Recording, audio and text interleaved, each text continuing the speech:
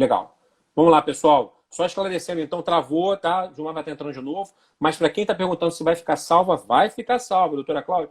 Um beijo para a senhora também. Quanto tempo que a gente não se vê, vai ficar salva sim, tá?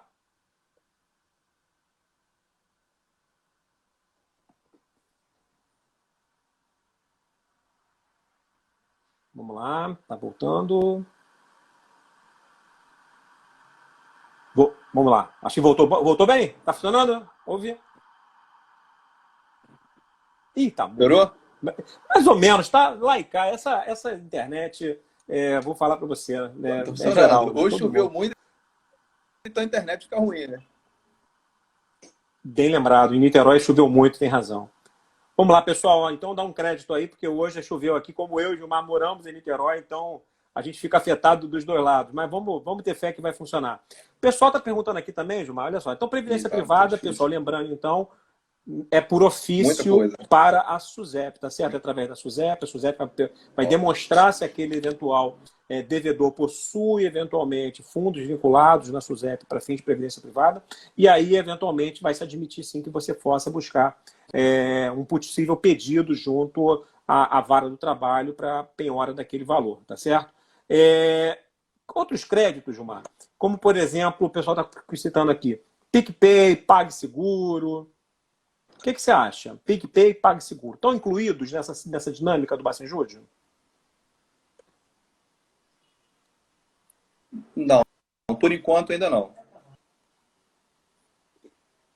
Opa, me ouve?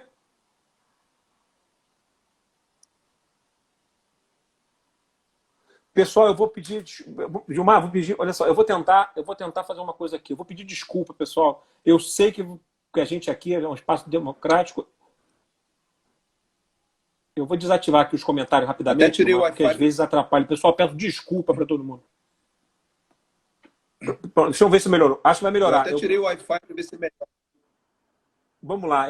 Eu desativei aqui os comentários, pessoal, peço desculpas. A gente aqui gosta de ser democrático, a gente gosta de ouvir, mas às vezes pode estar prejudicando. Se não tiver impacto, eu volto com os comentários. Vamos lá, Gilmar, vamos ver se a gente consegue voltar à vida. Bom, Vamos lá. tirei Então o a gente está Wi-Fi. falando. O meu também, o meu está no 4G.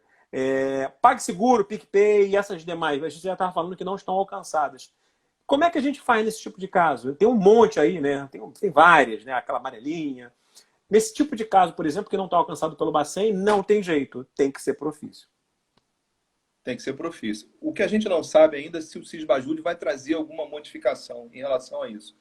Eu até comentei ontem contigo que a gente mandou um lá para o Banco Central para que ele possa detalhar para a gente antecipadamente algumas informações. O que a gente já hoje consegue acessar no Cisbajude não traz essa informação ainda. Então, agora a gente tem que realmente fazer ofício. Só lembrar, não sei se vai ser uma das perguntas que a gente vai abordar daqui a pouquinho, estou imaginando, que alguns bancos virtuais já são alcançados pelo Bacenjude. A gente tem, já mencionamos ontem alguns, né? Mencionamos o no pagamento, no financiamento, mencionamos também o XP. São instituições que já estão sendo atingidas pelo Bacenjude. Essa semana mesmo fizemos aqui na nossa vara a penhora de alguns desses bancos chamados bancos virtuais, né? Então a gente começa, se isso vai se estender em relação aos demais, a gente está vendo aí que tem alguns pedidos, cerca de 47, 50 pedidos no Banco Central para que eles possam atuar como instituição financeira. Mas nesse momento, alguns a gente já consegue bloquear. Excelente, excelente. Uma importante também, uma diferenciação importante. Ontem a gente falou sobre o SAB, né? Porque o pessoal às vezes fica na dúvida. Fabiano, mas o que é o SAB? SAB tem diferença para o Banco Central, para o Bacenjude? Não tem diferença. Peço primeiro o Bacenjude ao invés do SAB? Peço o SAB direto? Repasso para ti. Então, o SAB é o Sistema Automatizado de Bloqueio Bancário, desenvolvido pelo TRT da 18ª Região. Então, ele é muito útil porque, assim, se eu sei que a vara trabalha com SAB, e acho que a grande maioria já usa esse sistema, vale a pena, obviamente, pedir o SAB. Por quê? ele faz uma completa varredura nas contas correntes, demais contas que são atingidas pelo Bacenjude. A vantagem dele, que a gente mencionou inclusive ontem, é que ele faz a pesquisa do CNPJ da raiz e da matriz e da filial. Então, ele é um sistema mais amplo. O que acontece, ele é automatizado, até brincamos sobre o uso da expressão, porque, por exemplo, o meu SAB eu rodo segunda, quarta e sexta. Então, amanhã é dia de entrar lá e rodar o SAB. Eu acrescento os que eu tenho, os processos novos, que estão lá com determinação para fazer penhora online, e vejo e vou colher o resultado daqueles que já estão na minha base de dados. A gente tem mais de 400, quase 500 processos no nosso SAB rodando, independentemente do andamento do processo. Normalmente, aqui, por exemplo, na primeira vara de Niterói, a gente estabeleceu um prazo de 45 dias. Então, ele fica lá com uma certidão de que ele está rodando o SAB durante esse período. E até que isso aconteça, então o processo está lá. Mas não me impede que se eu precisar, que eu movimente o processo para tomar uma outra providência, fazer uma outra pesquisa. Mas vale a pena. Então, se a vara usa, se ela usa esse sistema automatizado de bloqueio bancário, então o que eu peço? Bacenjude/SAB. E a vara vai fazer, normalmente, para quem faz, é automático o pedido e vai fazer a inclusão lá no SAB. Vale a pena realmente usar esse sistema. Isso é interessante porque esse, de fato, é um procedimento muito peculiar da primeira vara de Niterói, porque, em regra, quando as pessoas acessam, né, e as varas né, provocam o convênio do SAB, né, o sistema SAB, normalmente ele fica parado numa caixa aguardando o retorno dos 45 dias. Né? Isso que você está falando é uma medida interessante, por quê? Porque como o SAB ele fica ativado durante 45 dias e qualquer movimentação que venha acontecer na conta, ele gera um bloqueio, né? E permite você andar em paralelo, né? Porque, de fato, o convênio... É porque o convênio, só para o pessoal entender, né? O convênio é uma forma que a vara coloca, quer dizer a vara, né? Para fim de organização da vara, nós, quando, por exemplo, provocamos o Bacen, a gente tem uma caixinha chamada cumprimento de providência. Então, a gente, nesse cumprimento de providência, a gente coloca lá um lembrete, tipo um post-itzinho dizendo, aguardando, só para facilitar para o pessoal entender, né? Aguardando o retorno do Bacen, ou aguardando o retorno do Renajude. Então, a vara sabe o que está acontecendo. O público externo, às vezes, não sabe. E isso é interessante, por quê? Porque, normalmente, assim, quando a gente faz, o processo fica parado, né? É como se ela estivesse num armário, né, de Bacenjude. O que você está dizendo peraí, o processo, ele é um princípio, inclusive, do processo virtual, né? Ele tem a ubiquidade, né? Ele pode estar lá e pode estar sendo feita outra atividade. Isso. Exatamente. Então, assim, nada obsta que ele continue caminhando. Nesse ínterim, eu sei que o processo está aguardando o resultado da pesquisa no SAB. Gostaria que nesse ínterim fosse feito isso. Claro, cada vara tem lá o seu critério, vai adotar o seu critério, mas não impede que o processo caminhe e siga a sua marcha normalmente. Isso é muito bacana. É a primeira vez que eu ouço uma vara, né, um procedimento de uma vara que trabalha com duas em paralelo. Legal isso. Tem vara, inclusive, que começa a usar o sistema para os processos que estão arquivados sem baixa, no arquivo provisório. Né? Por quê? Porque provavelmente o devedor nem se dá conta de que alguém vai fazer uma pesquisa e vai buscar algum dinheiro lá. Então, assim, é claro que a gente tem que ter um cuidado da questão do impulso oficial. Seria interessante que o advogado fizesse esse pedido para que esse processo, que está parado há algum tempo, fosse feita aí a tentativa de usar o recurso do SAB, né? Porque isso pode trazer resultados, porque vai apanhar o devedor desprevenido. Ele não espera que uma medida seja tomada nesse particular. Né? Verdade. Então, isso é um aspecto bem significativo. Como é que vai ser essa integração do SAB com o Cisbajude? A gente não sabe ainda, né? Porque o SAB tem uma particularidade que eu acho bem interessante em relação ao Bacen, é que quando você bloqueia e integraliza, ele interrompe sozinho a ordem de bloqueio. O Bacen não. O Bacen, se você tiver 10 contas com 10 mil e o valor da execução é 10 mil, ele vai bloquear 10 contas. A gente tem que ir lá e sinalizar qual delas eu preciso transferir. A vantagem do SAB é que ele automaticamente integralizou. Se não integraliza, ele calcula a diferença e renova pela diferença. Isso é uma ferramenta assim, espetacular. Né? E interrompe quando ele integraliza aí o valor da execução. E é interessante que o SAB, Então, né, vale a pena. por mais que assim, a gente ainda tenha um gargalo enorme, né, de satisfação, o que eu tenho, pelo menos, da implantação dele nas várias onde eu atuei, né, lá na quarta Vale de São Gonçalo, né, porque o Carlos conversava muito contigo, o que eu observei é que mesmo que a gente não conseguisse a satisfação plena da execução, o SAB, pelo menos, periodicamente conseguia atingir algum mínimo valor. R$ 50, 100, 200, 300, 500, é claro que muito longe do suficiente, mas demonstra uma coisa interessante. O devedor, quanto mais, ele conhece a ferramenta da justiça, ela sabe que ela tem uma, eu vou chamar de deficiência, mas uma limitação talvez, e conta com essa limitação para fins de operacionalizar suas contas correntes. E quando você tem uma ferramenta como SAB, que deixa ele literalmente o tempo inteiro em processo de procura, você finaliza essa possibilidade. A não ser que ele migre para uma conta de uma pessoa física, que a gente já conversou ontem, Sim. nós vamos voltar a falar disso, mas aquele CNPJ fica impedido de receber dinheiro, porque se receber, o SAB vai lá e vai pegar. Isso. Né? Isso aí, exatamente. Show de bola, show de bola. Então, ficou, pessoal, bacana, então, uma diferenciação importante entre o Bacenjude e o sistema SAB. No final, eles minimamente se comunicam, mas de toda sorte, vale a pena saber a diferença dos dois, que não se confunde com o Sisbajude, né? Se o Gilmar já quiser fazer uma ideia, basicamente, do que vem por aí, do que pode ser falado, né? Para daqui a pouco a gente falar de factoring.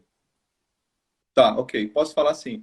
Então, a gente está esperando aí um sistema que vai substituir o Bacenjude, né? Deve entrar em operação a partir de setembro. Hoje, né, o sistema Bacenjude já liberou um módulo de quebra de sigilo bancário que vai facilitar bastante. Por exemplo, quando a gente usa lá o Simba, o Simba requer um conhecimento técnico para analisar os relatórios, sem contar que o volume de papel que chega é significativo.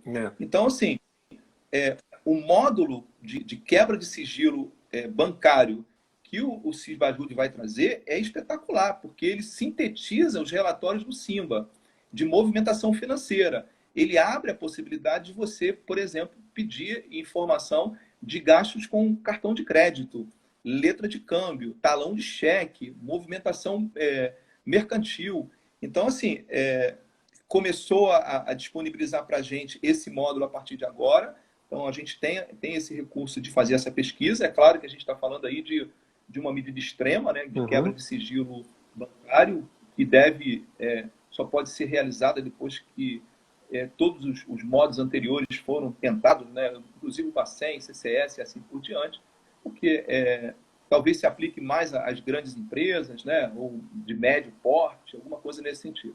Então, essa é uma novidade que já está disponível a partir de agora, mas em setembro o que a gente tem é a integração com o PJE, ou seja, aquela quantidade de papel que a gente recebia, por exemplo, quando a gente tinha um ativo não precificável que levava 30 dias para chegar, essa informação agora chega direto pela integração com o processo eletrônico. Então, isso vai ser uma vantagem. Em que velocidade isso vai acontecer? É provável que seja com tempo mais razoável. Apesar do que, entrando lá no relatório, a gente começa a perceber que ele tem lá um prazo de 30 dias, mas me permite alterar esse prazo para um prazo menor. De qualquer modo, não vai chegar papel para a gente ter que digitalizar, analisar. Ele vai estar no processo eletrônico, obviamente se deferida, né? Deferida a quebra do sigilo bancário, anexando ao processo sob sigilo para que seja feita essa análise. Isso é um aspecto bastante. Então, a facilitação da quebra de sigilo, a integração com o processo eletrônico. E outra coisa que parece que se resolve com o Sisbajude é que hoje a gente tem lá o dispositivo do 854 do Código de Processo Civil, dizendo que o penhora tem que ser liberado em 24 horas. E hoje a regra do Bacen é que a gente só consegue fazer isso em 48. Então parece que o Sisbajude resolve esse problema e aí a gente consegue fazer a liberação do excesso de penhora com 24 horas. A gente já falou sobre outra novidade, que é o bloqueio de moedas virtuais, né? Que as exchanges vão começar a ser atingidas, as corretoras. Isso é uma novidade que vai certamente favorecer, né? Outras questões a gente não conhece ainda do sistema como um todo, né? Está aguardando mais detalhe, mas vai ser aí uma evolução significativa e certamente outros ativos financeiros serão também atingidos pelo sistema, né? Bacana. Pessoal que está acompanhando aqui, essa novidade, muita gente não sabe ainda, fica aí para vocês passarem aí a Rádio Corredor, né, do Sisbajude, que vai em breve, né, e vale a pena, se antecipem, né, para conhecer a ferramenta, até porque quando ela entrar efetivamente, né, quando ela estiver aplicável dentro da Justiça, quem souber um pouco mais sobre ela, souber pedir, souber interpretá-la, é claro que sai na frente, né, quando a gente compara com os demais. Para a gente finalizar essa parte, que eu achei que fosse rápida, mas a quantidade de coisa que nasce disso é grande, né? Factoring. Nós ontem conversamos rapidamente sobre factoring, falando da confusão que é para alcançar isso, né? A gente sabe muito bem, aí eu vou passar, antes de jogar a palavra para ti, a minha experiência com factoring. Eu, durante muito tempo da minha vida profissional, fui gestor financeiro de empresa, né? E era muito comum, né? Normalmente factoring, a gente brinca, né, no mercado financeiro, dizendo que primeiro você vai buscar crédito nas empresas, nos grandes bancos. Quando o seu crédito começa a ficar um pouco mais restrito, você vai para os bancos, né, de menor porte. Quando você está com crédito bem mais ou menos, você vai para aqueles bancos bem pequenos. E quando você está com crédito no sal, você vai para a factory. E mesmo nas factories você tem uma lista, que tem as factories enormes. Para quem não sabe, tem muita factory que é maior que banco, em termos de ativo. Tá? Qual é a dificuldade? E aí, deixando claro que eu já atuei em todos esses nichos, desde banco grande até factory, passando sufoco para conseguir crédito. Qual é a dificuldade que existe, pessoal, para vocês entenderem? A factoring, ela que mantém a conta dela perante as instituições financeiras. Por exemplo, se o Fabiano for uma empresa, Fabiano LTDA, e eu faço um desconto de duplicata com uma factoring, essa factoring, quando manda o título, a minha duplicata para o banco, ela manda, porque é como se eu tivesse feito um endosso para ela. Esse título não é meu, esse título é dela. Quando ela manda para o banco, o título é dela numa conta que vai ser depositada para a factoring. Então, o que acontece? A gente, quando faz o Bacenjude, a gente não acha dinheiro na conta do Fabiano, da LTDA, porque ele está na conta do Gilmar Factoring, por exemplo, que fez a operação comigo. E isso é um complicador enorme, por isso que o Bacen não pega. Qual é o X da questão, Gilmar? Eu não sei se você sabe disso. Muitas factories, porque qual é o sistema de factoring? Factoring, normalmente, ela faz ou ela faz o trabalho de factoring mesmo, quer dizer, faturizar, adianta o valor de uma compra de produção e tem o título como garantia, ou ela faz o desconto bancário. Eu faturo e ela desconta meu título. Pela lógica da factoring, quando eu faço o desconto, ela tem que depositar o dinheiro para mim na hora. Ela não pode reter dinheiro. O que as empresas fazem quando tem problemas financeiros de Bacen ou coisa do tipo? O dinheiro, em vez de ficar na minha conta, fica na conta da factoring parado. Então eu abro uma conta fictícia dentro da factoring, que não é alcançada por esse tipo de operação. Olha a engenharia do negócio. Não sei se você sabia disso, mas durante muito tempo eu atuei em empresa que, para manter o recurso, né, salvo de bloqueio, mantinha o dinheiro nessas contas. Não há nenhuma ilicitude nisso. Nenhuma ilicitude. O problema é que esse dinheiro não é detectável. Ele só é detectável se você fizer, sabe o quê? A análise do fluxo financeiro de entrada e saída. Porque quando eu mando o meu recebível, eu tenho que entrar com dinheiro. E aí, quando você tem a saída da duplicata e a não entrada de dinheiro, você pega esse problema. Então, você precisa ter acesso ao balanço da empresa, à movimentação. Balanço não, balancete, né? Nem balanço, é balancete da empresa. Muito bom. Isso eu nem sabia que o esquema era desse jeito. Eu sei que ela, assim, como ela não é uma instituição financeira, às vezes, me parece que uma outra opção que a Factoring cria, né, outra situação que ela cria, é que essa antecipação de recebível é depositada na conta diversa da conta do próprio cedente. Também. Então, assim, o Bacen não vai conseguir buscar essa informação. Hoje eu achei uma matéria muito interessante, que é uma resolução do Bacen, resolução 2144, que pode ajudar nessas situações. Porque, assim, inclusive, a empresa de factoring, ela não pode prestar atividade financeira. Exato. Então, essa resolução diz que se ela concede empréstimo, se ela faz aplicação financeira e rendimentos e faz corretagem, ela pode se enquadrar e aí pode sofrer as sanções do Banco Central. Então, acho que aí, nesse caso, talvez pudesse tomar alguma... Eu concordo. Exato. Se verifica essa questão. É interessante, por isso que assim, é muito importante saber, e é claro que como é que a gente descobre isso, eventualmente. E aí existe uma dificuldade. Me parece que a melhor forma de fazer, né, e aqui pensando por alto, né, pelo menos, é um mandado de verificação. Esse mandado de verificação, é claro, né? Você vai pedir, olha só, eu quero pegar todo o seu movimento de venda desses últimos 5 dias para saber o que você fez com a duplicata. O oficial de justiça pode fazer isso? Pode. Por determinação judicial, pode. Isso é muito, assim, é uma coisa muito pouco usual da gente verificar no nosso dia a dia. Porque o que acontece? É muito difícil a gente saber para onde aquela empresa, apesar de ela tem que lançar no livro Razão dela, né, no balanço dela, quando ela faz desconto de duplicata. Ela tem que lançar para quem ela mandou aquele dinheiro, né, como ele foi, como ele voltou. Aí você consegue descobrir com que factors ele movimenta. Diferente do caso do Bacenjude e do CCS, já adiantando um pouco, que eu consigo pegar o relatório de todas as instituições. Nas factors eu não consigo. Então, quer dizer, gera um problema enorme para saber. Muitos alunos, quando estou em aula, falam assim, Fabiano, mas para que factor eu mando? Eu falei, não tem como saber. Porque ela não tem nenhuma regulamentação específica. Ela fica pelo Bacen? Não. Ela fica na CVM? Não. Ela é da SUSEP? Também não. Quem regulamenta esse factor? Né? Existe um central, efetivamente, das informações? Não. Então, quer dizer, é bem complicado. Então, me parece que a melhor forma, quando você sabe que a empresa está ativa, não acha dinheiro em banco e sabe que ela está funcionando, o mandado de verificação, eu anotei aqui para a gente falar depois, né, mais para frente, se der tempo ainda, é uma coisa muito importante. O oficial de justiça ir lá e vem loco. Eu quero ver a sua operação, eu quero ver o relatório. Ele pode fazer isso por determinação judicial, e se não for permitido pela empresa, com condução, inclusive, e auxílio de força policial. Muita gente não se recorda disso. Interessante. É importante isso. Acho que, inclusive, esse recurso novo do Cisbajude, também de quebra de sigilo bancário, vai permitir a análise desse relatório. Né? Claro que é uma análise técnica, né? Mas eu acho que vai permitir também verificar essa entrada e saída de dinheiro. Acho que vai ser bem lembrado, porque, gente, assim, é muito claro. A operação comercial da empresa tem que condiz, né, ela condiz com a operação financeira dela.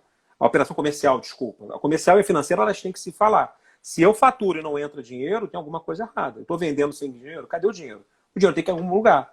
Né? Durante muito tempo, algumas universidades fizeram uso de alguma coisa muito similar a isso. Né? Eu não vou evitar citar nomes agora, mas a maior parte de quem é do Rio, principalmente, sabe do que eu estou falando. Então, isso se descobriu através de ferramentas que vasculharam para onde o recebível ia. E precisa ter uma análise efetivamente um pouco mais detalhada. Né? detalhada, né? Isso. Vamos passar então, mas para a gente tentar falar aí, a gente tem mais uns 20 minutinhos. Eu ainda tenho um monte de coisa anotada que eu vou deixar para quinta-feira, que quinta-feira são aquelas medidas mais... Se a gente conseguir hoje, melhor. Mas se não conseguir, vamos falar do CCS um pouquinho? Okay. Essa o pessoal pode achar que sabe, de repente eu não tenho a menor ideia de qual é a utilidade dela. Conta para a gente um pouco do CCS. Então, a gente tem que pensar assim, que o CCS, juntamente com o CNIB, né, são medidas mais consideradas restritivas, como o CPC chama de medidas atípicas. Então, assim, eu iniciei lá o meu processo, fiz o Bacen ou o SAB, tentei encontrar algum ativo financeiro, não consegui. Fui lá, fiz a desconsideração da personalidade jurídica, até a desconsideração inversa, tentei de novo o Bacen nos sócios que foram incluídos no polo passivo. Bom, então o meu caminho, né, a minha efetividade está ali encurralada. Então, me abre a possibilidade de usar esse cadastro, que é o cadastro de cliente do sistema financeiro. Ele está vinculado ao Bacen. Então, tanto é que a gente entra pelo mesmo portal, muda ali um detalhezinho, mas com a mesma autorização de acesso. Essas informações estão disponíveis para a gente desde o ano de 2001.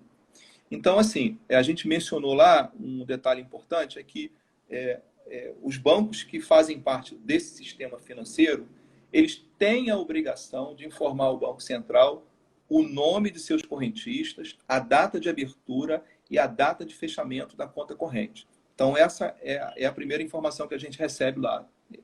Uma coisa que nos ajuda significativamente na análise é a seguinte: as pessoas jurídicas precisam informar quem será o seu representante, procurador ou responsável pela movimentação da conta corrente junto ao banco.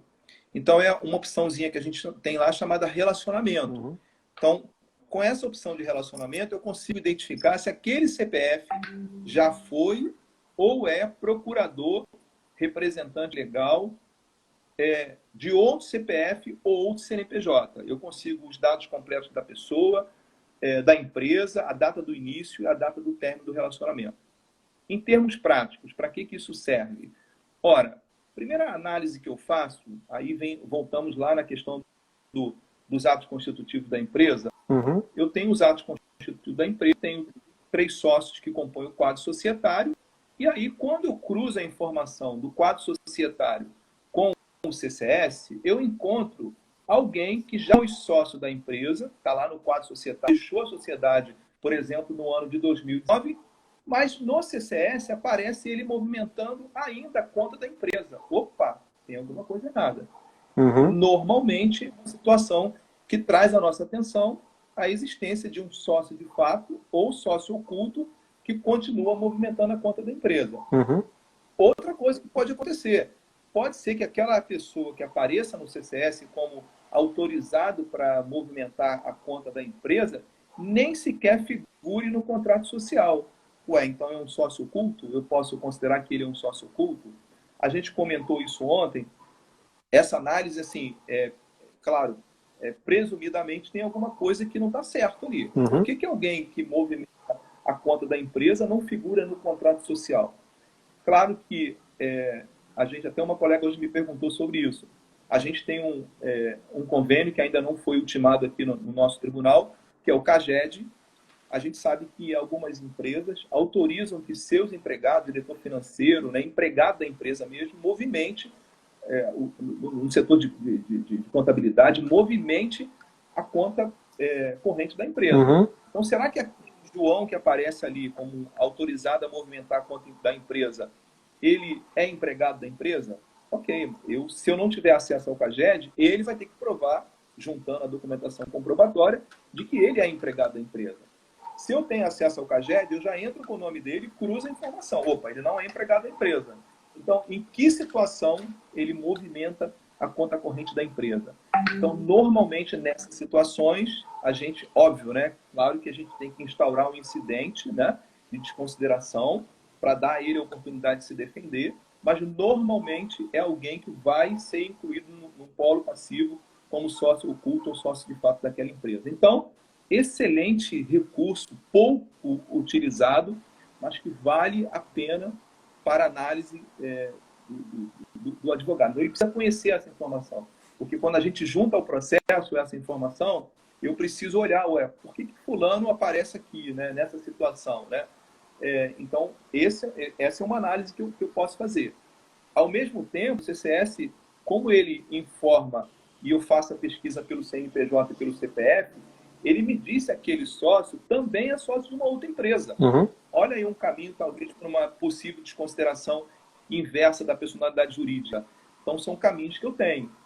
O CCS também é importante porque ele tem lá um dado chamado outros, que normalmente me permite saber que ali talvez exista um BL, um VGBL, que eu posso oficiar, porque ele identifica a instituição bancária, para que a instituição bancária me traga ali o contrato que foi firmado com aquele CPF que aparece ali. Então, assim, é uma ferramenta espetacular, valiosíssima e que certamente ajuda aí, vai ajudar, né, e ajuda os advogados a impulsionar a sua execução. Eu concordo plenamente contigo e acho que o CCS, eu particularmente, eu sou um entusiasta da ferramenta, porque eu acho que ela, bem analisada, ela é talvez uma das informações mais completas. Claro, não vou entrar no Simba, porque o Simba não faz sentido, porque ele pega tudo. Mas dessas ferramentas que a gente tem compactadas, quer dizer, isoladas, como grupamentos específicos, ela é uma ferramenta que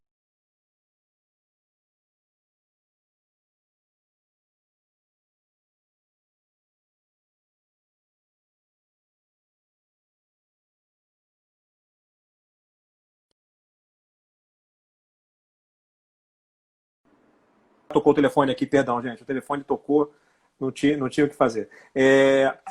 Deixa eu... então, o que aconteceu? Eu falei, será que sou eu? Não, agora a culpa foi minha. O que aconteceu? O que é interessante observar? Uma vez, por exemplo, no meu caso, eu, né, como gerente financeiro, eu entrei muitas vezes, como o Gilmar colocou, eu tinha autorização da empresa para poder... Deixa eu desativar aqui o comentário de novo. Eu tinha autorização da empresa para poder... movimentar a conta. Só que eu não tinha autorização de movimentar a conta, e eu era gerente financeiro. Eu não tinha autorização da empresa para movimentar a conta sozinho. Porque normalmente, quando a pessoa é empregado da empresa, ela precisa, em regra, não estou dizendo que é sempre, mas em regra, é uma coisa muito normal nas empresas onde eu atuei, de uma assinatura conjunta. Normalmente de 2 empregados, Verdade. de 2 diretores, de um gerente e um diretor, ou de 2, né? Normalmente só os diretores ou donos da empresa assinam sozinhos. E a procuração, e é isso que é importante, por isso que essa informação que o Gilmar colocou aqui é muito, muito relevante, muito importante. Porque quando você tem as pessoas que podem movimentar a conta, você parte da premissa que aquela instituição financeira tem a procuração daquela empresa. E você pode requerer por ofício que a procuração seja fornecida. E para que eu quero uma procuração? Porque percebam, é muito pouco usual. Olha que coisa interessante. Eu e o Gilmar somos sócios de uma empresa específica, né? Qualquer. Normalmente o contrato social vincula que nós dois assinemos em conjunto para dar alguma efetividade a algum ato da empresa. Ou seja, mas partamos da premissa que eu tenho um empregado ou qualquer outra pessoa que não seja um empregado, que eu sou dono da empresa e não posso movimentar sozinho. Gilmar é dono da empresa, não pode movimentar sozinho. Mas nós damos uma procuração para ele movimentar sozinho. Isso não faz sentido no primeiro momento. Isso é importante a gente pensar. Não significa que seja fraude, mas é um ato que foge à normalidade dos atos de gestão de uma empresa. Então, é muito importante saber ler uma procuração, verificar se a mesma procuração existe em outros bancos. E aí é importante que haja esse cuidado, né? Esse cuidado, essa preocupação para poder entender a informação prestada pelo CCS. Eu não sei se você já tinha alguma vez pensado por esse aspecto. Não, bem interessante. Isso é bem importante isso que você colocou aí. Tem que fazer essa análise mesmo, né? Da procuração. A gente tem um convênio, viu uma decisão única, por isso que a ferramenta é importante, né? Claro que demanda tempo para você analisar. A gente tem um convênio chamado Sensec, que me permite consultar os cartórios extrajudiciais. Uhum. E ele me permite, por exemplo, consultar escritura, procuração, divórcio, inventário, testamento. Vi uma decisão com base no Sensec em que pese no CCS aquela determinada pessoa não figurar como autorizada para movimentar a conta, existiu uma procuração registrada lá no cartório extrajudicial, dando poderes a essa pessoa. Uhum. Agora, em que situação essa procuração foi otorgada para ele, uma vez que ele não integra o quadro societário? Uhum. Então, olha como é que a gente tem a opção de cruzar informações e chegar aí a uma análise efetiva. Exatamente. A coisa porque as coisas e a minha preocupação ao final desses 3 dias é mostrar para as pessoas que mais importante do que conhecer a ferramenta é conhecer um raciocínio de execução. Eu acho que o raciocínio de execução é que precisa ser feito. Conjugar uma ferramenta com outra, saber interpretar, por exemplo, uma informação, como a gente falou, daquele centavo no Bacen, saber utilizar, por exemplo, o ativo no sentido de transferência de titularidade, saber, poxa, será que essa procuração eu posso ter acesso? Não posso? Essa que é a minha grande preocupação ao final desses 3 dias. Já vamos passar então para o DOI, né? O DOI eu já peguei uma vez um fato interessante num DOI desse. Dói. Lembra do Dodói? Dodói, do personagem do Band-Aid? Uma vez eu peguei um Dói que aconteceu o quê? A pessoa tinha um demonstrativo de imóvel num ano. No ano seguinte, o imóvel desapareceu, sumiu. Não tinha entrada de recurso, mas tinha saída de imóvel. E no ano seguinte, o imóvel voltou. 3 anos seguidos, com 3 anos com informação diferente quanto ao mesmo imóvel. É mesmo, na DOI apareceu que ele não... Apareceu que um ano ele tinha, no ano ele não tinha, no outro ano ele tinha de novo.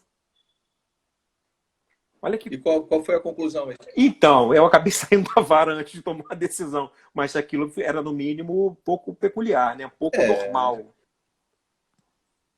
Porque, assim, normalmente a gente...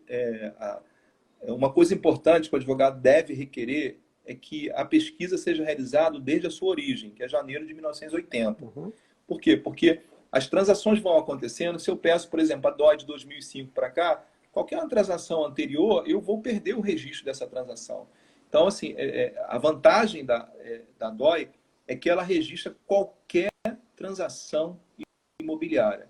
Promessa de venda, doação e qualquer outra transação imobiliária vai aparecer lá na DOI.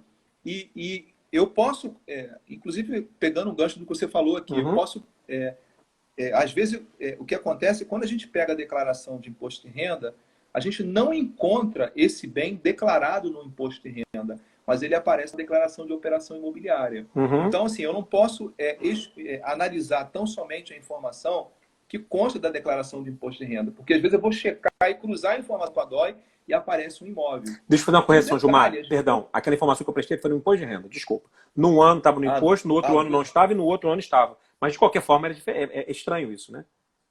É estranho, claro, porque, assim, imagino né? Eu vou analisar a DOI, por que eu vendi um imóvel no ano, no exercício de 2019, por exemplo, cadê o dinheiro dessa transação imobiliária? Quando eu olho no imposto de renda, esse dinheiro não aparece lá. Então, normalmente é uma transação que foi mascarada. Isso aí. Né, para se cortar da execução. Então, eu preciso cruzar as informações, porque a gente sabe que pode ser que no curso da execução o devedor tenha vendido o imóvel da sua propriedade para poder fugir da execução. Uhum. Então, aí tem uma possibilidade de declarar fraude de execução, né, e outros mecanismos que a gente pode tomar providência. O importante é que a gente tenha lembrança de que assim, os cartórios eles são obrigados a fornecer essa informação, comunicar essas transações imobiliárias à Receita Federal do Brasil. Então, todos os documentos são lavrados, anotados, matriculados, precisam ser informados à Receita Federal. Ou seja, não depende do devedor. No imposto de renda, eu vou lá, por homologação, eu informo o que eu quero. Uhum. A DOI não, a DOI é o cartório que informa a Receita Federal. Por isso que às vezes os dados não batem, né, de uma informação com outra. Vale a pena, é uma análise bem interessante. E é interessante, mais uma vez, pontuando a importância de criar um raciocínio de execução, porque você pode comparar a DOI que é fornecida, quer dizer, a transação, a aquisição, né, a movimentação de um determinado imóvel, versus o imposto de renda, versus a conta corrente, porque na data daquele, pelo menos naquele período, você pode pedir o extrato bancário até para saber se aquele pagamento foi depositado periodicamente, se não foi. O que não pode acontecer é sair imóvel e não entrar recurso. Isso, eu particularmente não consigo enxergar uma possibilidade de uma venda, a não ser que seja uma doação. E se for doação, vai estar declarado como doação. Agora, uma venda sem entrada de recurso, sem entrada de um bem em permuta, quer dizer, isso é no mínimo estranho e precisa ser analisado. Mas né, o pessoal tem que atentar. Eu não posso olhar a DOI sozinha, você não vai ter informação. Você tem que pegar o dado DOI, o dado imposto de renda, o dado extrato bancário e casar essas informações. Aí sim você vai interpretar esses dados e vai criar uma informação de uma possível fraude, de um possível desvio de recurso, seja uma venda fraudulenta ou, de repente, uma transferência de uma pessoa próxima. Mas é importante a pessoa ter em mente que ela precisa ampliar o horizonte. Tem que saber interpretar as várias ferramentas em conjunto, né?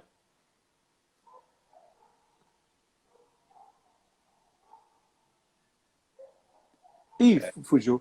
A gente vai cair, né? 8 horas agora, eu acho que tem mais uns 2 minutinhos. Eu acho, será que dá tempo de a gente falar da disponibilidade? A gente deixa o Simba para quinta. Simba é mais... Eu acho que o Simba vai perder daqui a pouco um pouco o sentido, até porque é tão pouco usado, né? Acho que a gente pode deixar a indisponibilidade junto com a Arisco para quinta-feira. Melhor? Para seguir uma sequência lógica. Pronto, acho que sim. Então a gente faz isso. Então a gente deixa esses dois. Então o Simba e o Arisco com o Quinib para quinta-feira. Então, deixa eu ver se dá tempo, mas eu acho que dá tempo. Cartão de crédito, a gente manda para a bandeira do cartão, para o banco, para a maquininha, manda para quem? Então, cartão de crédito, a gente tem que pensar assim, eu tenho que ter cuidado, porque eu não posso mandar para o instituidor, eu não posso mandar para o Visa, Mastercard, Hipercar, American Express fazer. Eu preciso mandar para o que a gente chama de agenciador de pagamento, que é o Cielo, Stone, PagSeguro, Rede, JetNet, VisaNet, Redcar, são eles que fornecem as máquinas. Então, lembrando, não posso mandar para o instituidor, mas para o agenciador de pagamento. Né? Isso é uma ação bem importante. Até comentei aqui rapidamente numa compra que eu fiz numa padaria e pedi o cupom fiscal e aparecia ali não o CNPJ da empresa, mas o CPF de alguém. Opa, por quê? Qual é a razão? Como é que eu vou analisar essa informação que eu obtive ali de primeira mão numa padaria famosa aqui em Itaquera? Exatamente. Uma análise bem E, Bem nesse, interessante. e nessa situação, Então, eu vou lembrar das palavras do... Você deve conhecer o Marcos Barroso, né, juiz de Minas Gerais, que é um dos grandes especialistas do Brasil em execução. E o Marcos tem um hábito, um procedimento que eu acho super saudável, que é exatamente, novamente, utilizar o oficial de justiça para fazer o mandado de verificação. E o mandado de verificação eu quero ver para quem é essa máquina, porque ela emite um recibo da empresa, né? E eu quero saber de quem é. Porque o que identifica a máquina é o número ou serial atrás dela. Né? O serial é através daquele serial que está atrás da máquina, que é a carteira de identidade dela versus a JetNet, quer dizer, a qualquer uma dessas empresas que efetivamente fazem, né, o agenciamento daqueles recursos. Então, é importante que todas as vezes, isso é por ofício, infelizmente, a gente não tem base em júri para isso, precisa ser por ofício. E através daquele código por trás da informação, e o Marco chega ao ponto de fazer uma medida de arresto cautelar. Ele leva a máquina para a vara, para causar problema mesmo, para evitar que tenha algum tipo de situação específica, enquanto está fazendo, eventualmente, determinando a... Porque para devolver a máquina, falta 1,58. Para devolver a máquina, o pessoal entra com mandado de segurança. Até recolher até o mandado de segurança, você já tomou as medidas rápidas e urgentes e já tentou fazer o bloqueio do recurso. Mas é uma medida muito extremada, mas é possível um mandado de verificação cumulado com uma medida de arresto cautelar. Sempre sugiro ao advogado que vai fazer alguma compra no local, né, num restaurante, ele é o devedor, pede lá o composinho fiscal, porque às vezes vai ter uma surpresa agradável ali, saber que o crédito está indo para um outro beneficiário, né? Acho que vale a pena fazer isso, né? É isso aí. Gilmar, querido, obrigado mais uma vez. Faltando 1h21, conversamos um pouco mais. Quinta-feira a gente volta falando um pouco sobre medidas não constritivas. A gente continua no Arisp, no Simba. Aí a gente fala também sobre prisão de sócio, fala sobre CNH, fala sobre penhora de milha. Tem um monte de coisa aí que a gente pode falar também, que o pessoal precisa saber até que ponto pode... Né? Oi? Cashback, programa de milhas, isso aí. Tudo isso é possível. Exatamente. Muita gente não sabe que pode e até que ponto pode. E é isso que a gente vai discutir na quinta-feira para tentar aí ajudar o pessoal nesse fardo processo, nessa fase de execução. Gilmar, querido, obrigado mais uma vez. Tá? Beijo aí em casa, agradeço. Obrigado. Foi excelente mais uma vez, pessoal. Enquanto eu pude ver aqui, a galera vibrando. Tá bom, que bom, que bom. Um abraço, então. Boa noite a todos, atenção aí. Um Falou, abraço aí, querido. Grande abraço, tá? Até quinta-feira. Tchau, tchau. Tchau, tchau. Até quinta. Tchau.